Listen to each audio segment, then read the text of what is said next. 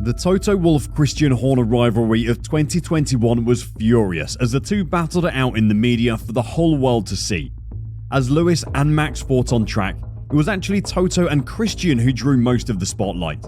This season, that rivalry hasn't quite ignited in the same way due to the Mercedes car being so much slower than the Red Bull. But true rivals will always find something to clash about, and that's what happened in Canada. Let's take a look. The Canadian Grand Prix wasn't quite the thriller we'd all been hoping for. The grid to start the race had so much promise. Fernando Alonso on the front row, the Hasses locking out the third row, Charles Leclerc and Perez were starting outside the points as well. In the end though, Max Verstappen strolled to victory, the Hasid had some of the worst luck so far this season, and Alonso just couldn't find the long stint pace needed to convert his front row start to big points. Fortunately though, the FIA's announcement of new rules to limit bouncing to an acceptable level meant there was plenty to talk about. On Thursday, a statement from the FIA said that they were concerned for driver safety and would be stepping in to make changes. They were going to observe how much bouncing was happening in the cars, work out what was an acceptable level, and punish teams in the future who were unable to meet that level.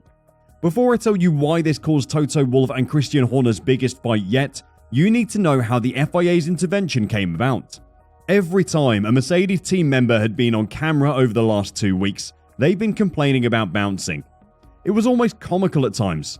Lewis Hamilton walking away from his car after Baku holding his back in the same way my grandpa does when he gets out of his chair was a highlight, which got ridiculed by fans, drivers and team principals.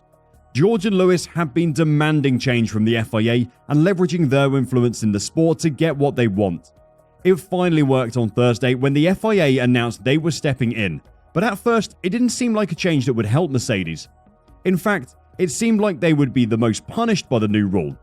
But the other teams have not been happy about the FIA stepping in and directly blame Mercedes for it. An accusation that's hard to refute.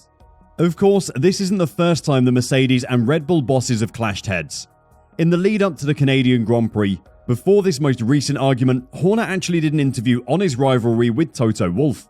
Speaking about their 2021 rivalry, Horner said, "To be honest with you, I just tried to stay true to our values, to keep our heads down and do the best job that we could, but you could see that it boiled over in the garage next door on a few occasions. That's something I haven't seen against another competitor.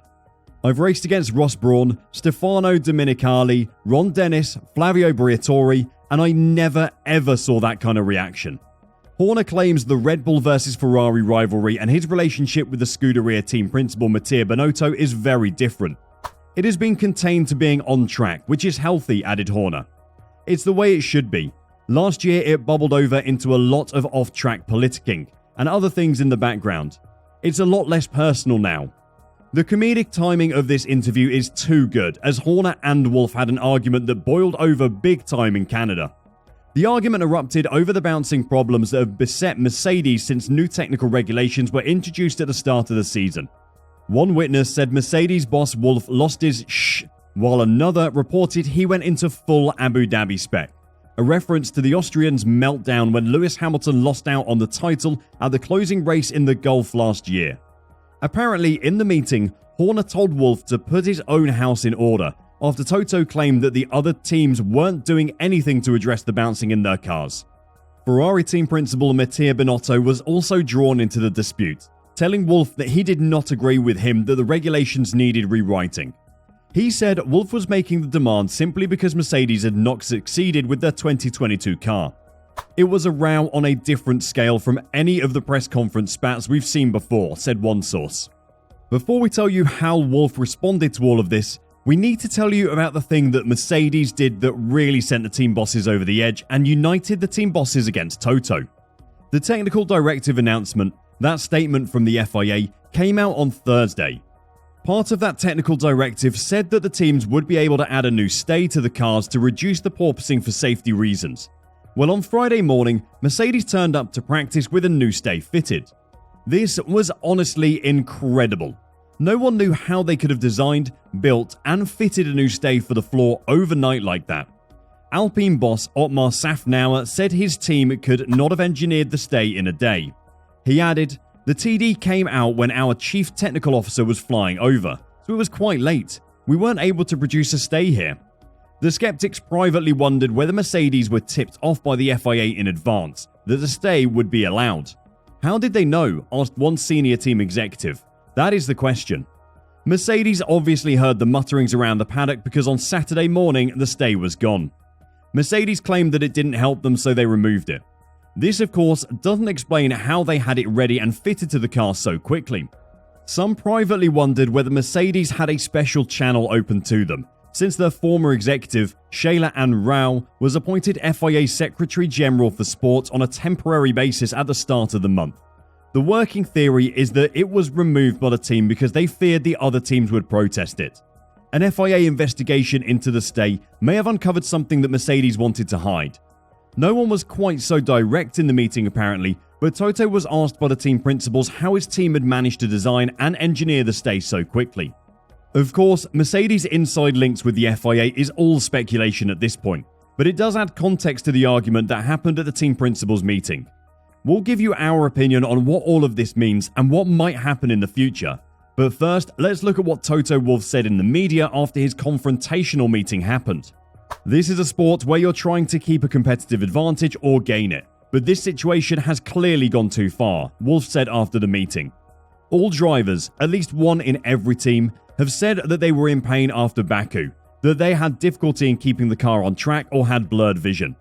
And team principals are trying to manipulate what is being said in order to keep the competitive advantage and trying to play political games when the FIA tries to come up with a quick solution to at least put the car in a better solution is disingenuous.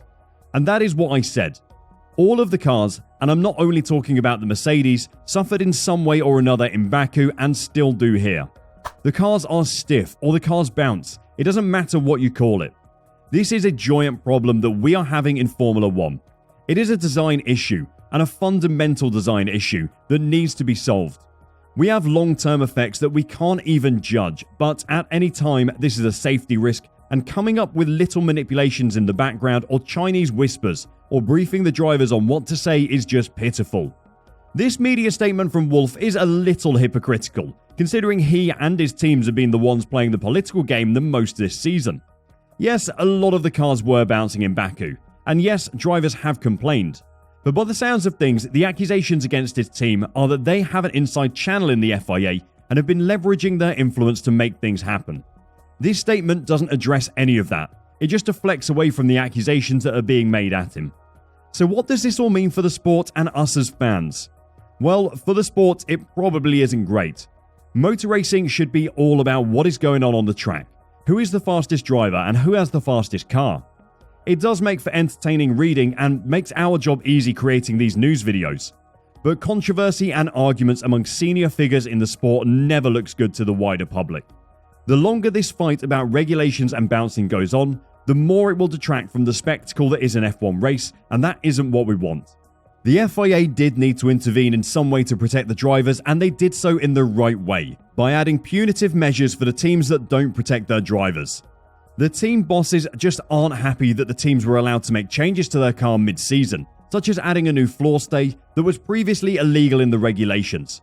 And they are definitely not happy that Mercedes managed to get theirs fitted as quickly as they did, and are rightly questioning how they managed it. This might just be a flash in the pan, or this could be the start of a huge argument that might go on for weeks. Hopefully, by the time the F1 paddock gets to Silverstone, it will have blown over and we can focus on the racing. But we aren't so sure it's going to go away that easily. Want to know more about the new FIA regulations? Then click the video on your screen and I'll see you there.